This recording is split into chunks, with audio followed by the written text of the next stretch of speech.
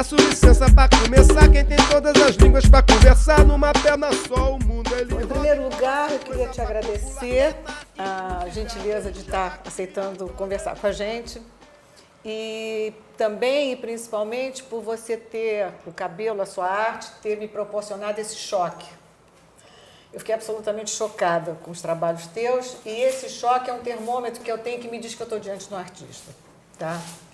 Então, para começar, esse choque foi logo que eu entrei procurar coisas de você, que eu vi que você, muito cedo, fazendo faculdade de engenharia, que você abandona a faculdade de engenharia e que você vai para uma fazenda criar minhoca. Isso. E aí eu já começo a implicar com a palavra abandono, que eu não sei se era essa a palavra, mas eu acho que aí não foi um abandono, foi um corte, foi um ato que você fez. Você saiu de uma coisa que não era tua e você foi fazer uma experiência com as minhocas e que muito influenciou o seu pensamento, é o que você diz. Eu queria saber como é que é essa história. Eu acho que talvez já tivesse começado antes tudo. Mas foi, eu acho que o catalisador que proporcionou depois justamente uma outra ótica mesmo, uma outra maneira de ver o mundo foi através dessa minha relação com a criação de minhocas. E que a princípio era isso, eu fui para uma faculdade de engenharia, passei para o UFRJ, e quando eu me vi diante daquilo, eu vi que não tinha nenhuma aptidão para aquilo, eu repetia no cálculo, na física, eu só passava em educação física.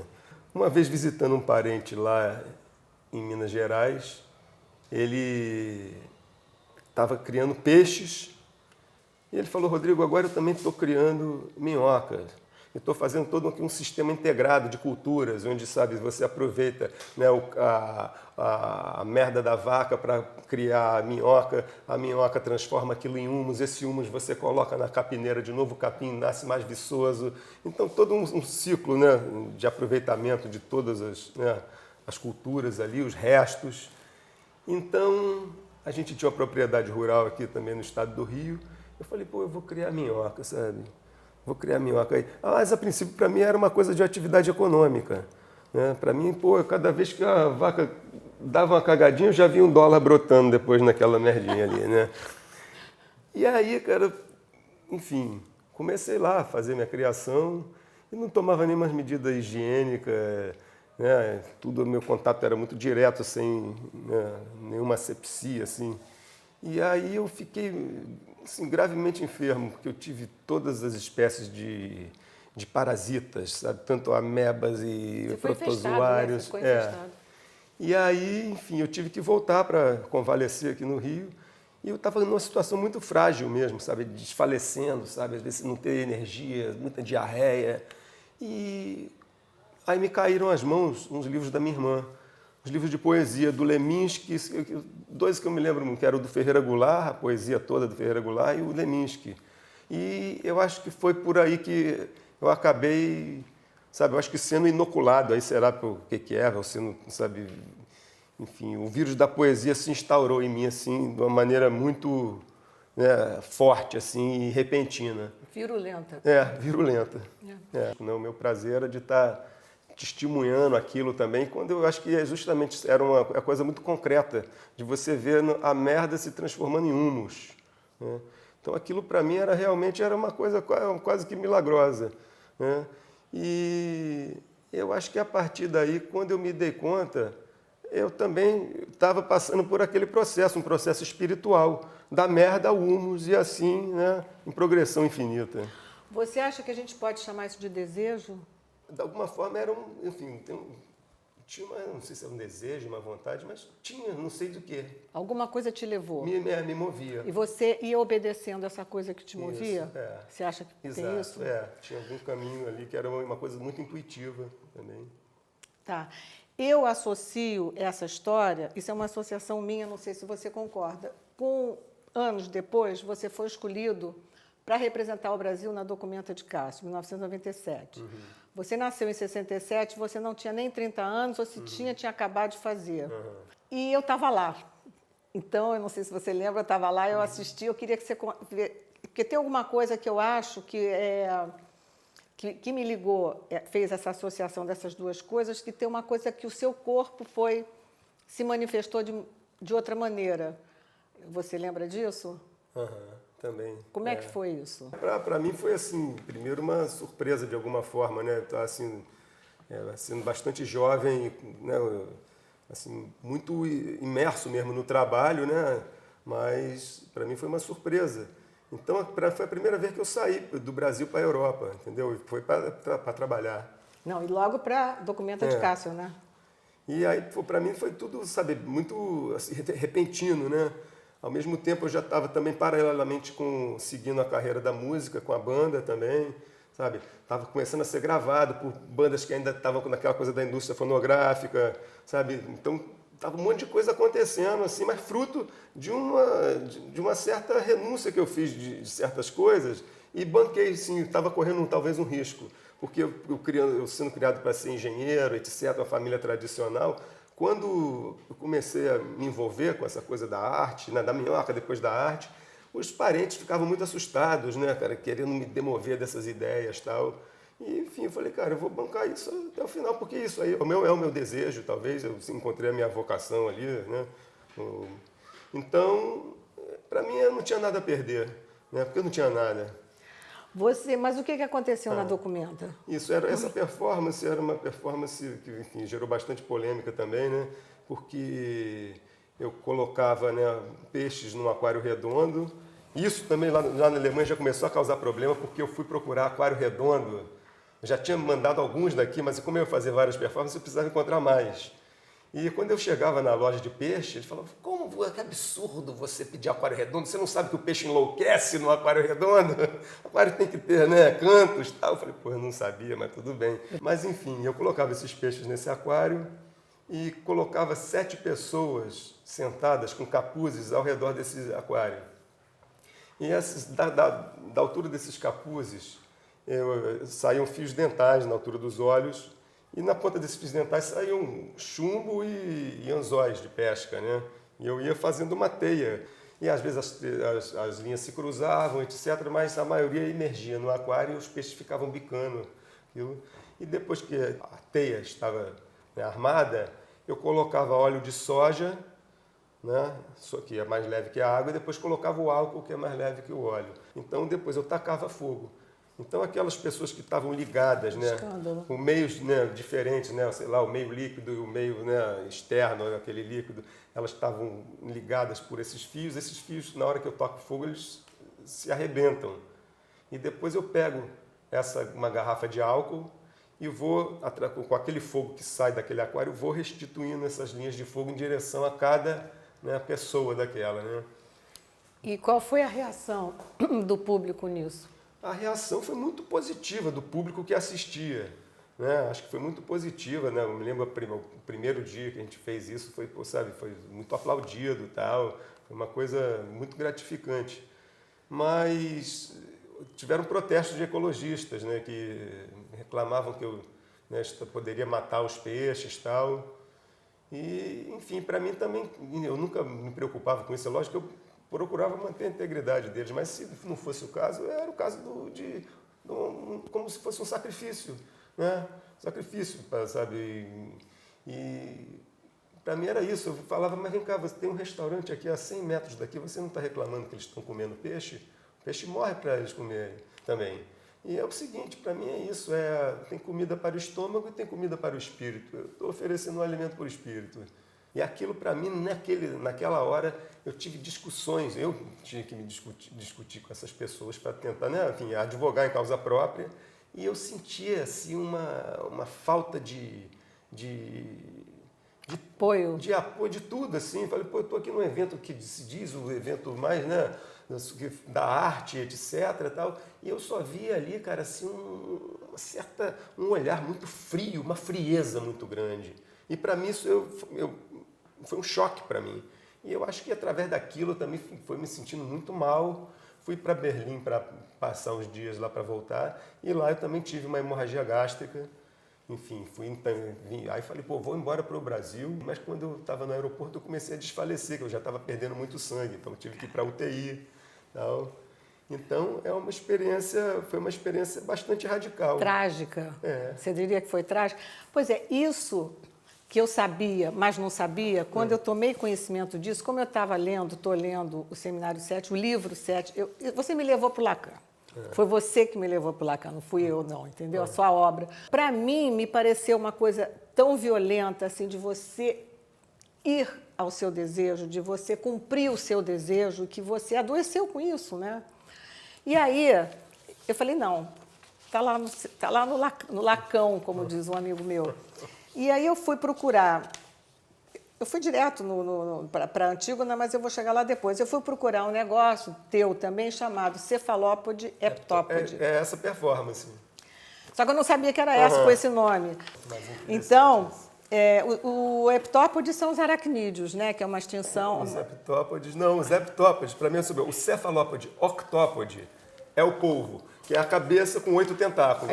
E o cefalópode heptópode era um polvo de 7 tentáculos. Por isso que tinham 7 pessoas em volta deste aquário. Entendi. Eles estão ligados a essa cabeça. Cabeças, né, são tentáculos que na extremidade deles são cabeças. Então essa operação pode se estender também ao infinito também, né? Que dessas cabeças pode partir mais tentáculos e desses tentáculos... E para mim a sua obra tem esses tentáculos todos, que eu falei, ela é redonda, porque é uma coisa que leva a outra, que leva a outra, que leva... Ela é toda associada, assim, pelo menos foi o que eu vi.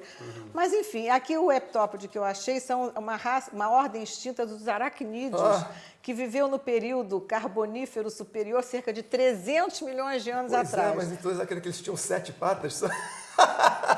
Então você já foi lá para atender. Mas o que eu queria te falar é o seguinte, aspas, está lá no site, cabelo com 2 L's, ou o cavalo, invoca o uso da palavra para descrever um médium que toma corpo como espírito de rituais afro-brasileiros. Nesse sentido, o artista sugere ser um cavalo do mundo, horse of the world, ou um veículo da poesia, poetry vehicle, assim como os vermes da terra que ele criou e transformou em nutrientes, são os fertilizantes, e os consumiu. Cabelo, com L só, pensa o artista como um condutor, conduíte, através do qual a poesia entra no mundo e, assim fazendo, transforma. Quer dizer, você incorporou o cavalo incorporou em você. Como é que é essa história? Tem esse transe? São heterônimos? De alguma forma, quando eu comecei a usar esse termo do cavalo, uma vez eu fiz uma performance também na Casa das Rosas, lá em São Paulo, que chamava Cavalo do Cavalo, que é justamente o cavalo né, nas tradições, né, dos cultos afro-brasileiros, é o médium, aquele que recebe um espírito, né, que recebe um orixá, ou então uma entidade. E eu usava aquilo, primeiro, quando eu fazia meus desenhos, que às vezes eu entrava numa espécie de um fluxo também, de um transe, que eu chamava meio de uma autopsicografia, como se eu estivesse psicografando a mim mesmo. Então, esse termo do cavalo começou a entrar por aí, para designar, de alguma forma, se referir a um certo transe, não um transe exatamente que eu nunca tive essa, né, de um médium mesmo que recebe uma outra coisa, mas eu ficava aberto a fluxos, né? O Freud tem um livro importantíssimo chamado Interpretação dos Sonhos. É um livro que foi lançado em 1900. É um livro catatal. E ele conta uma história que eu me lembrei de você, óbvio, que diz assim, que perguntam para ele o que é o inconsciente, para ele, Freud. Aí ele conta uma história que tinha um cavaleiro montado e que perguntam para esse cavaleiro para onde você vai. Aí o cara responde assim, não sei, pergunte ao meu cavalo. Então, o cavalo é uma metáfora do inconsciente porque é o cavalo que leva. Você deixa alguma coisa te levar e você vai, quais sejam as consequências, você paga com o teu corpo, Eu acho que é aí, exatamente. Eu acho que meu processo todo é muito por aí, desde que, enfim, né, eu entendo que eu estou dentro disso, estou nisso, estou com isso, é esse processo mesmo. E aí talvez isso também, a presença do corpo está tão intensa, que eu também, da mesma forma, fazia esporte, lutava jiu-jitsu, surfava. Então, por isso essa coisa de não ter interesse pela leitura, sabe? Era a leitura mais do mundo, da rua. Então, ser cavalo da poesia, para mim, às vezes eu falo assim, que a poesia é uma velha sábia com corpo de moça, né? Ela me pede para colher flores à beira do abismo, sabe? Em noite de ventania. E eu vou. Então, para mim é isso. Eu acho que, de alguma forma, eu também fui assim, um servo, um escravo, sabe? É isso. Escravo de quê? Do da desejo? poesia. Da poesia, do desejo? Você vai. Eu vou, Manda exato. aí, Se você pede, vai. pô, tem uma florzinha bacana lá. Pô, Você é vai. arriscado, mas vamos lá, né? Vamos ver qual é.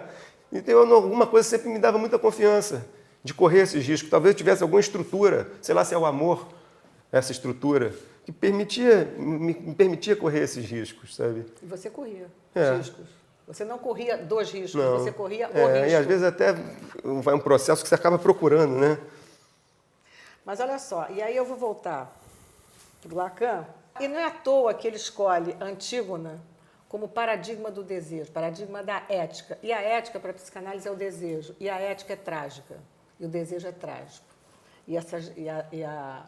É um drama trágico, né? A história de Sófocles, da Antígona, é trágica. Ele vai dizer o seguinte, aspas, ela parece uma pessoinha delicada e charmosa, se acredita em comentários michurucas de outros autores. Ele não perde a chance de meter o pau nos outros, mesmo no Freud. Né? Freud, ele... Mas o drama de Antígona se resume numa palavra grega, até, A-T-E, que, segundo Lacan, é uma palavra insubstituível, mas que pode ser, aspas de novo, o limite que a vida humana não pode transpor por muito tempo e que, para além disso, para além desse até, só se pode passar um tempo muito curto, e é lá que Antígona quer ir. Então, ela ultrapassa o limite da vida. No final, a gente sabe o que acontece. Se você acha que você foi um pouco além desse até, você poderia parar antes e você não parou porque o desejo era mais forte? Eu acho que, de alguma forma, sim. Eu acho que, às vezes, é isso. Talvez seja essa sei lá, esse desejo mesmo de ir além, né? De botar a cabecinha de fora ali no outro, ou então para dentro de um outro. Eu acho que é romper esses limites mesmo, ultrapassar esses limites, né? Então, como você falou da lei, eu acho que também tem isso. Eu acho que talvez eu acho que talvez aí já começa até alguma coisa a ver com a ética mesmo, né? Porque depois de um tempo eu falei assim, pô, vem cá, então desde muito cedo tem certas leis que não me interessa obedecer, sabe? Porque a lei, essa lei que Essa não é lei, escrita. exato. Agora, a lei que não é escrita é essa lei que me rege. Quando eu entrei mais de cabeça na tua obra, eu falei, cara, tá aí Antígona, tá aí um herói. Porque ela é o herói da tragédia. Ela não se dobra a nada, é só o desejo que leva ela. Cara, é um negócio impressionante. Pô, é engraçado, eu acho que isso tem muito pensando assim. Eu nunca faço muita reflexão do meu próprio processo, né? Mas eu acho que tem muito a isso, exatamente onde o desejo quer me levar. Ele que exatamente. Te leva. Então, nesse sentido, eu sou o cavaleiro que deixa o cavalo. Agora eu tenho confiança nesse, né? Eu tenho confiança nesse guia, né? Como é que é o seu afeto nessa construção de uma obra, de um trabalho?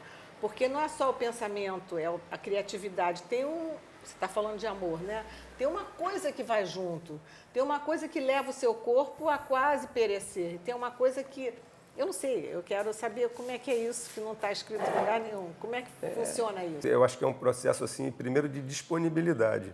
Você está aberto para isso. Exato. Então, eu acho que certos filtros já também que, fala, aqui, ó, isso aqui tem. Eu acho que é um desenvolvimento também sensível que você vai, né, aprendendo a recolher. Eu sou, de uma forma, um coletor. Eu acho que um coletor, um caçador, um pescador, né?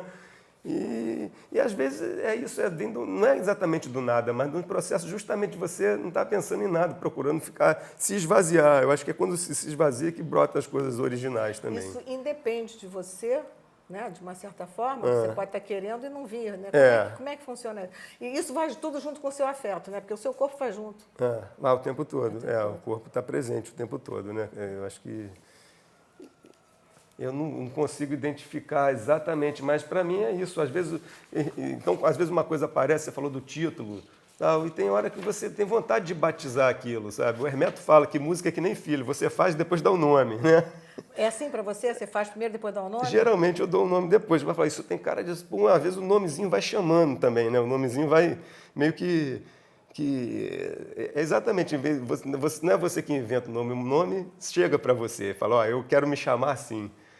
Aí tem uma passagem disso, muito para mim, assim, que é muito emblemática, assim, que, assim, muito ilustrativa, que uma vez eu estava passando na rua Real Grandeza, eu acho já maravilhoso esse nome, Real Grandeza, né? Real Grandeza já é um nome maravilhoso. É uma coisa incrível. E eu estava passando na rua Real Grandeza, numa esquina eu vi um barco desmontado, assim, uns pedaços de barco, jogado fora, assim, um barco mesmo.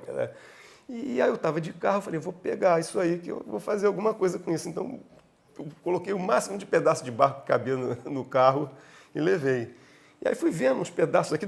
Aí um dos cortes daquele barco, tal, que era metade assim, do outro lado, né, que seria assim, uma coisa simétrica que daria, sei lá, se era a parte da proa ali e tal. E aí parecia meio uma bota. E eu estava fazendo umas esculturas que tinham rodas de skate embaixo, sabe? As esculturas que andam. Então eu já botei isso com a bota embaixo, assim.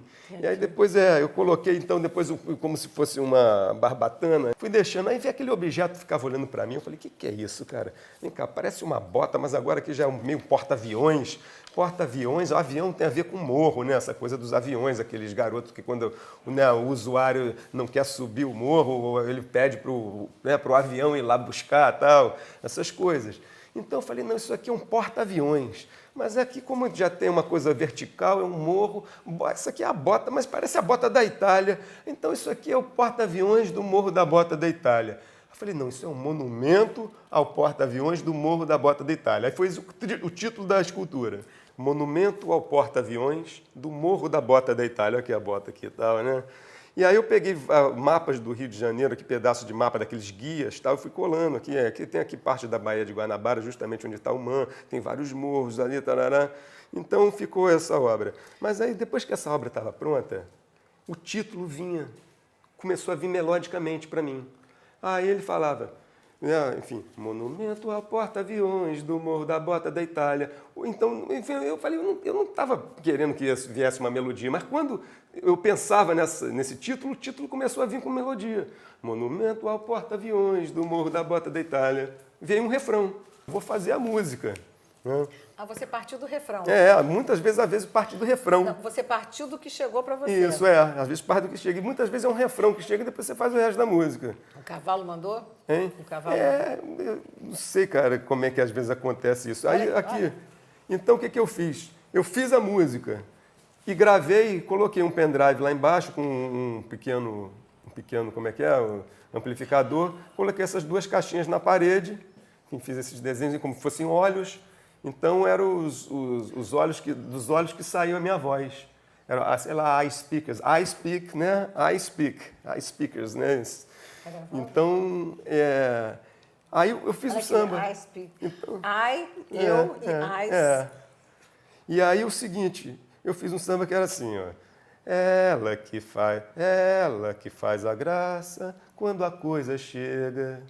Ela que tem a coisa dela é beleza. Dádiva da natureza, erva boa. Aquela que todo homem quer para a patroa. Quando ela passa, a praça para, coração dispara. Daqui de cima visto o aeroporto e a Guanabara. Olha que coisa mais linda essa mulata de saia. Monumento ao porta-aviões do Morro da Bota da Itália. Ai, que maravilha, gente. Enfim, é um exemplo um pouco dessa coisa. Vai falando, vai falando. Não, agora que você lembrou, você falou essa coisa também da coisa da lei. Eu lembrei dessa placa que também estava aqui, justamente... Eu vou falar disso. Vou falar o desvio. Então, para mim, essas placas, por exemplo, desvio, obras, para mim, a minha obra é necessário desvio o tempo todo. E nesse desvio é a coisa da transgressão. É isso que eu ia te perguntar agora. Como é que é essa transgressão para você? É a necessidade da liberdade da minha linguagem. A transgressão, para mim, não é uma coisa de ter um prazer, assim, como é que se diz, assim, para mim, a transgressão é isso, é necessária a transgressão para eu ter a liberdade da minha linguagem. Se eu não transgredir, eu vou ficar engessado, eu vou ficar parado. E eu vou te ler uma coisa aqui.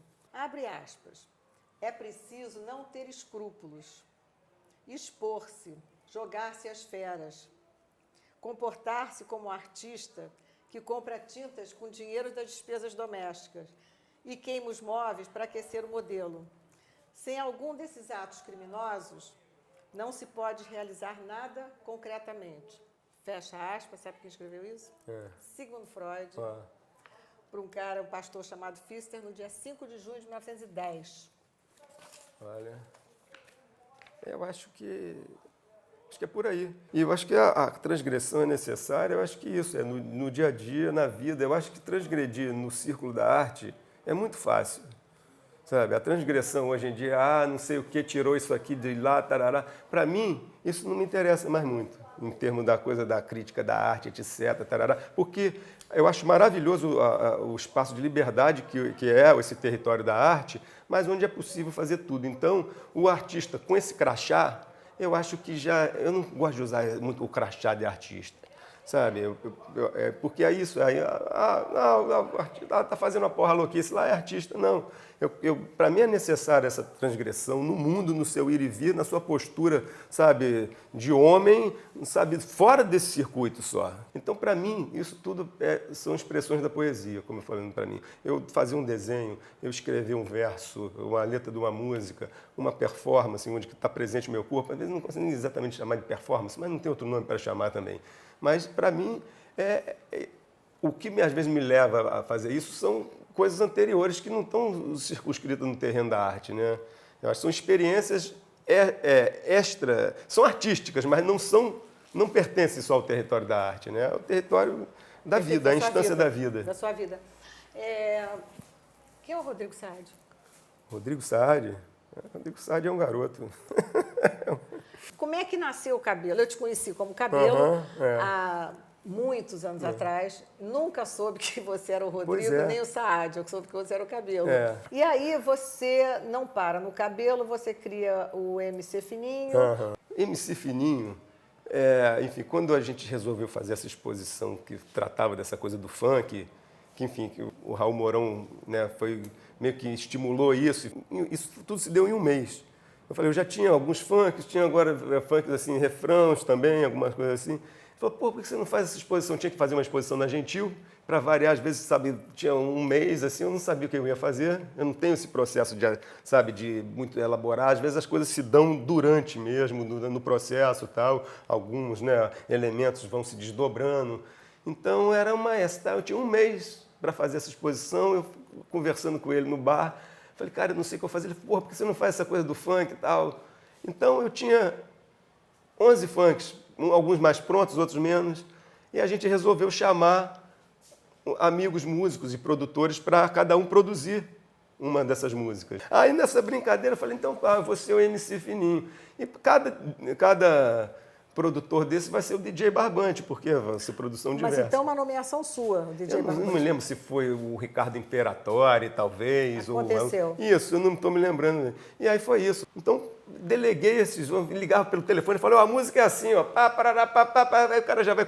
Então, eu já vou fazer. Mas qual é o resto da letra? Falei, não tem o resto ainda, vai fazendo a batida que eu vou fazendo o resto. Então, isso se deu assim. E aí incorporou esse personagem aí, o MC Fininho, que tem justamente também. É um pouco isso. Eu falo, eu sou cavalo de MC, então é brincadeira também de fazer, eu incorporo o MC. Então já é o cabelo, que é um heterônimo, incorporando outro heterônimo, então é cavalo do cavalo também. E então a gente começou sempre a fazer umas parcerias, rodar aí o Rio de Janeiro junto. E a gente começou a ter essa troca. Aí eu apresentava as quebradas para ele começou a me apresentar esse lado da arte também. A arte, para mim, é uma forma de generosidade, de comunhão com o divino. Morro do Pigmeu, menor morro do mundo. Se liga, meu compadre, aqui o buraco é mais no fundo. O tamborzão da selva vem do coração das trevas, de onde veio Adão, pretinho como a Eva. A sabedoria é diferente do saber. Eu acho que tem muita coisa no que é da instância da sabedoria, que é, sabe, de transmissão de um pensamento e não de conceitos elaborados ou nada. A arte, para mim, é nesse sentido de, para que eu faço arte? É só para mim? Não, eu acho que o que é bacana da arte é justamente você oferecer. Então, eu acho que é basicamente isso, a generosidade nesse tempo. Há um sacrifício, você tem que ter uma disciplina, mesmo que seja uma disciplina com 2 S, sabe? Você tem que, né, de algum modo, você tem que recolher essas coisas e dispor nesse convés, nessa banquinha de camelô, para oferecer às pessoas. Às vezes é baratinho, às vezes é de graça. Esta é a pele das paredes da minha casa. Ela é feita de flechas do abismo sobre a qual a casa é fundada. Caraca, flechas do abismo, se você solta essa palavra, essa frase, essas duas palavras, pode ser até engraçado num outro contexto, mas aqui é uma coisa trágica, não é não? Não é agressivo isso. Não, isso é uma não, coisa isso de não. pele das paredes da minha casa, flechas do abismo. Sobre o qual a casa é fundada, Pois né? uma a casa é fundada no abismo. No abismo. Como é que você nomeou isso? Como é que surgiu essa nomeação? Porque ela é linda e é trágica, não é não? Eu acho que, de alguma forma, Eu tem não vejo essa... isso agressivo. Não, isso não, Isso é de maneira cru, nenhuma. é nu e cru, crua. tem uma crueza, eu acho, também. Essa coisa do flash do abismo era o seguinte... Eram desenhos que eu ia fazendo também nesse processo, desse processo que eu chamo meio quase de um transe, né? São assim, como que um desenho, assim, são processos de, por exemplo, passar a madrugada toda desenhando compulsivamente. Então chega uma hora que você não pensa o que você está desenhando, a mão está indo ali para processos repetitivos, onde na repetição vai se revelando a diferença. E nesse processo, enfim, eu ia juntando esses panos, aí um pano vermelho, um pano amarelo, tarará. Então, o abismo também é essa hora que eu me debruço sobre essa janela interior, então exterior, sei lá, mas quando eu me debruço sobre mim mesmo, né? E dali eu estou operando isso. E depois eu vou recolhendo isso, né? Dispondo sobre as paredes do lugar que eu trabalhava, do meu ateliê. Então, essas são as peles da minha casa, que eu fui colocando e enchendo aquela parede. Eu cobria essa pele na minha casa, e depois eu costurava, ficava uma coisa contínua, elas se juntavam e eu transpunha isso para um outro espaço, só a pele. Elas ficavam suspensas enfim, tubos, né? E elas ficavam só suspensas, então ficava só a pele da casa, né? E a pele voltada para o lado de dentro, né? A tatuagem estava para o lado de dentro. Você estava falando que você faz compulsivamente o desenho, e você falou uma coisa super importante. Eles, na repetição, eles vão mostrando a diferença. E eu tinha pensado que no seu trabalho tem algumas repetições de elementos. Claro que são obras diferentes. A impressão que me dá é que essas repetições é porque você ainda não atingiu a complexidade do seu pensamento. Então você vai outro, e vai outro, e vai outro. Não, tem mais coisas para eu falar, tem mais coisas que eu quero. Tem a ver com isso? Eu acho que tem a ver com isso. Parece que nunca o trabalho para mim está acabado. Sabe? Nunca está acabado. Então, e também eu acho que também aqui é nesse repositório, nessa usina, ou, sabe, nesse lugar onde que essas coisas estão e convivem, mesmo as que já foram, que surgiram, com as coisas que estão por surgir, elas convivem. Então, tem certos momentos que estão surgindo coisas e estão sendo acompanhadas de coisas que já vieram antes, né? Mas que estão nesse mesmo lugar, né? Que é isso? Ou inconsciente, talvez seja, né? Então, para mim é o seguinte, tem obras que eu não tenho cerimônia de repetir. Claro que não, porque é outra coisa. Ela vem diferente e às vezes uma se infiltra na outra, sabe? Penetra, sabe? Penetra de festa. E fez análise não, né? Agora eu estou fazendo. Você e outros amigos nossos, que eu não vou dizer aqui porque em público eu não posso falar. Eu sempre, posso confessar, tem uma coisa a ser feia, eu sempre achei que isso era coisa, frescura. Eu sempre achei que era frescura, mas quando o bicho pegou, eu falei, não, cara, eu não estou me suportando mais, cara. Eu apelei para tudo, para macumba, para psicanálise, yoga, e tá tudo dando certo. Eu, Antônio Carlos, brasileiro de Almeida Jobim, por meio desse cavalo, discípulo do superoutro, decreto, abaixo a gravidade. Fala disso, Cabelo. Já estava fazendo essas capas que eu chamava de capas antigravitacionais, capas antigravidade. Porque em vários dos meus desenhos apareciam também como um personagem que vestia essa capa e que, para mim, é isso, é mesmo que como se fosse o poeta, aquele que pode viajar pelo espaço-tempo. E daí também vem a minhoca, que os buracos de minhoca, né, segundo lá os físicos, seria a possibilidade de você fazer as viagens no tempo, né? Então, para mim, essas capas de gravidade são isso, né? Essas capas que o poeta usa para poder transitar nos tempos e nas eras, etc., né?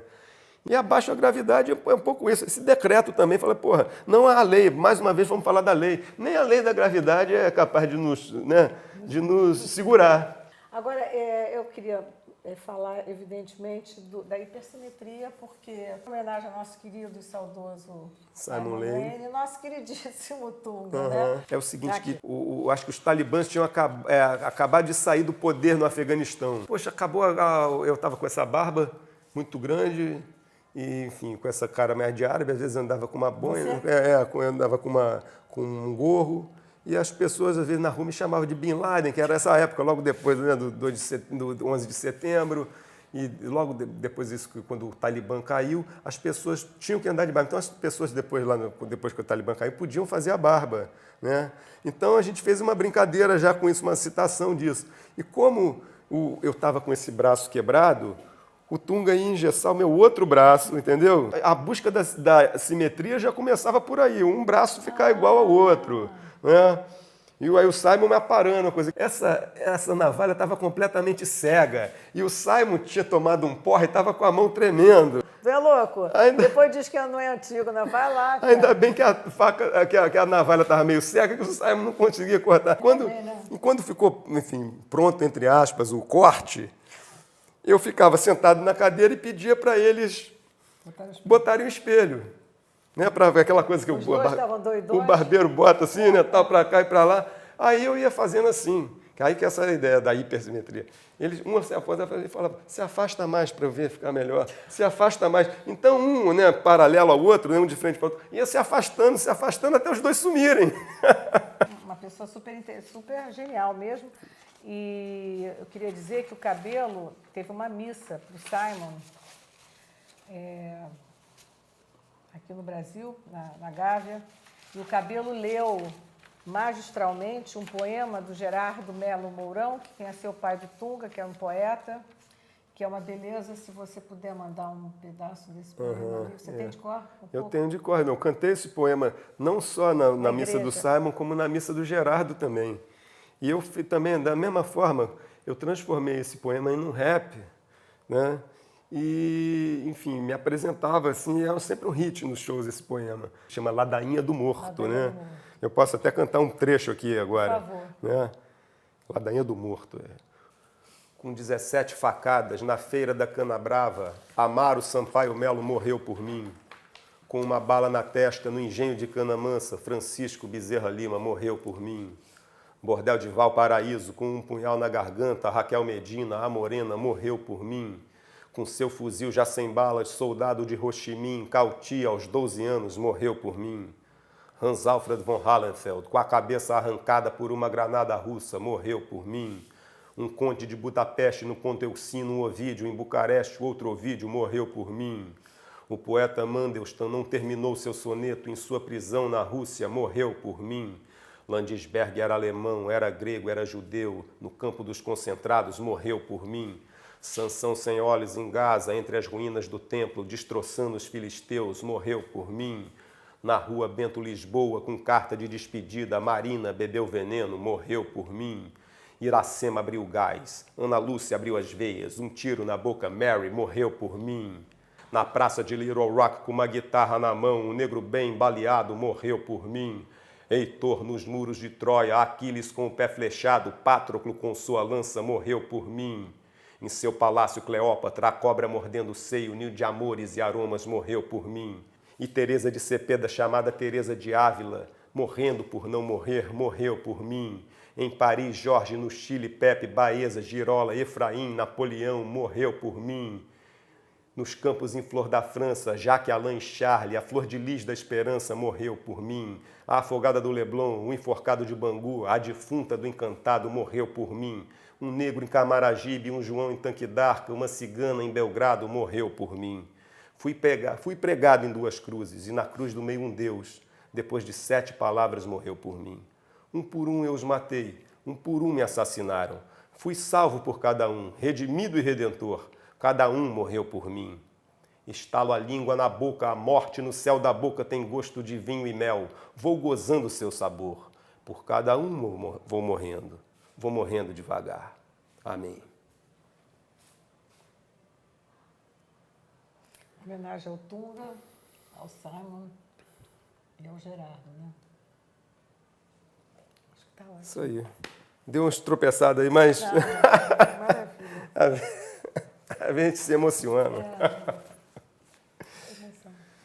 É isso aí, Rutinha.